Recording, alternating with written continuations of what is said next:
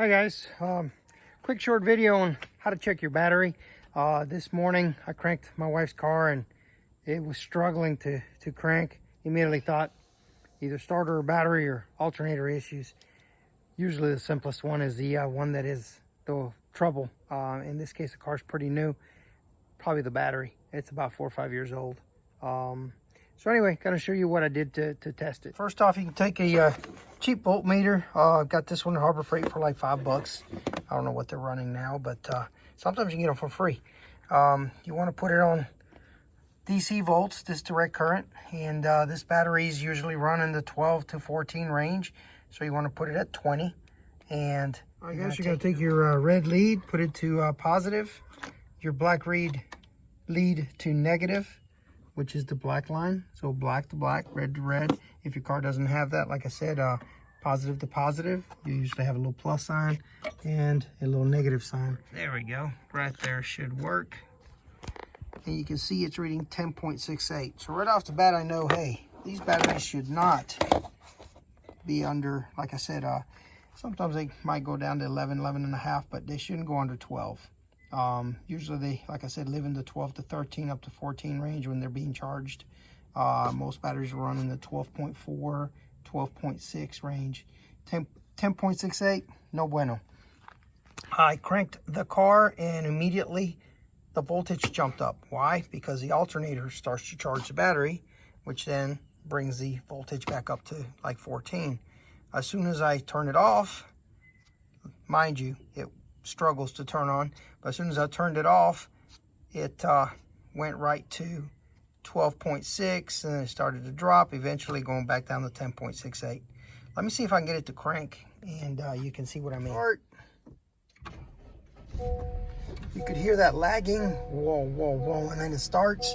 That was my first indication that, hey, if I don't take care of this now, it's gonna leave me somewhere. And you can see where right now on it's cranked, the alternator's charging it. It's at 14.54. And there it goes. It's already dropping. Now normally they drop down to like 12.6 and stay there, 12.5. But this one continues to drop. Anyway, you saw earlier I was at 10 point something or other, and that's where it's gonna be again if we sit here and watch it. Not gonna film the whole thing. As a matter of fact, let me show you. I'm gonna put it under a load. So what I'm gonna do is simply not crank it, just gonna turn on the radio, maybe turn on the AC, you know, put a load on it. Now that it's got a load, it drops down to 10 and that's no good. The battery shouldn't drop below, like I said, 12. So now I'm on a different car, just to show you an example. Again, battery's at 12.7. Okay, so now I'm gonna put this one under a load by cranking it to the accessory mode, turning on the radio, AC. Of course, it's not cranked, so the alternator's not gonna charge the battery. And you can see where it dropped just a little bit, 12.5. That is the way the other batteries should do. The other one's dropping all the way to 10. That was a easy giveaway that we need a new battery. So I'm gonna show you real quick how to remove it out of a Honda. That's a 2018 Honda. They're all about the same. They usually all have a bar. This is a Toyota, and they all have some kind of bar that holds them down so they're not bouncing around. Negative. The Honda may have a couple extra wires and lines, but like I said, it's essentially the same. I'll show you right quick. Is you got a ground wire that goes to the body, so you're gonna unhook this line. You are going to then, I've already done this, but you're gonna pull this wire off of this nut so that you can get to it, and just simply pull it up, and then you unbolt that, unscrew that, and I already got them loose, and then this tab comes off.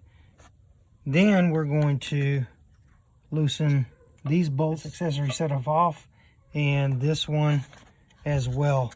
It'll just come right on. Well, I'll show you in a second. It just comes right up. So when you put the new battery in, you'll put these back on, hook this one back up. All right, this wire is now loose. I'm gonna put it off to the side somewhere out of the way. Put the nut back on so that we don't lose it. We're going to undo these. All right, when you loosen the bracket off of this. Don't lose the nut, put it back on.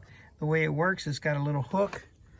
I don't know if you can see, it hooks on right there. Come on, focus.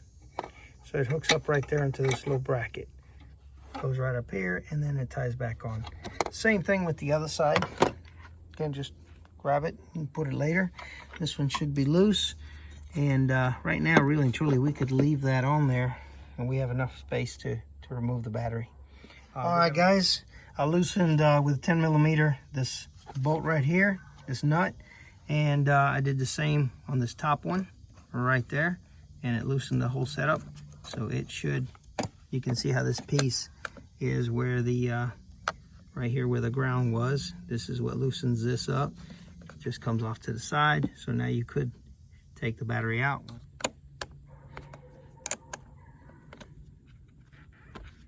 There we go, I saw it move. Don't want to break anything, I'm gonna just kind of jiggle it. Anyway, you see how that came off. This whole piece comes out and the battery should come off. So now that the battery's out, you can see what I was talking about. Right here on the battery tray, there's a little hook and it goes right in there. And that's it. Same on the other side, which attaches to that bracket. Simple as that, guys. When you put it back together, of course, you want to tighten it up to where the battery's not going to move.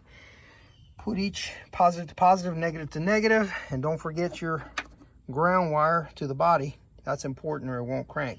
And then simply just push this back onto there. It just slides onto that bracket. The other thing is, this batteries a lot of times will come with a little protective covering. Take that off. That's yours. You'll put it in the new battery. As far as battery, you want to replace it with one that is compatible. You want to make sure that the battery posts are the same. And what I mean by that is some are round on top, some will have on the side posts, some will have a little connector, and then some will have the positive on this side and negative on the opposite side. So you always want to make sure that your battery matches. One way to do that is you look at your battery information. Also, if you are unsure, you got to take your old battery anyway to wherever you buy it. They're going to want a core charge. So in other words, they're going to charge you extra if you don't bring an old battery in.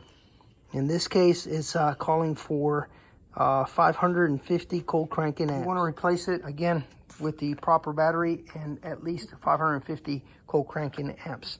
In theory, you could go up to 600 or so, 650. It's not going to hurt anything, but you don't want to go under, because then your battery will be struggling to work all the way the car should work to crank it up. And that's pretty much it. Oh, and the other thing, of course, is size. They do come in different sizes, so it is important that you match up the size. And that's pretty much it, guys. I'm trying to see what the date on this thing is. Most batteries will have a date on them. This one being original from the factory. Don't know where they put the date on it. If you liked this video and it was helpful, don't forget to like. And if you want to follow more of my videos, possibly subscribe so that you can be notified when more videos come out.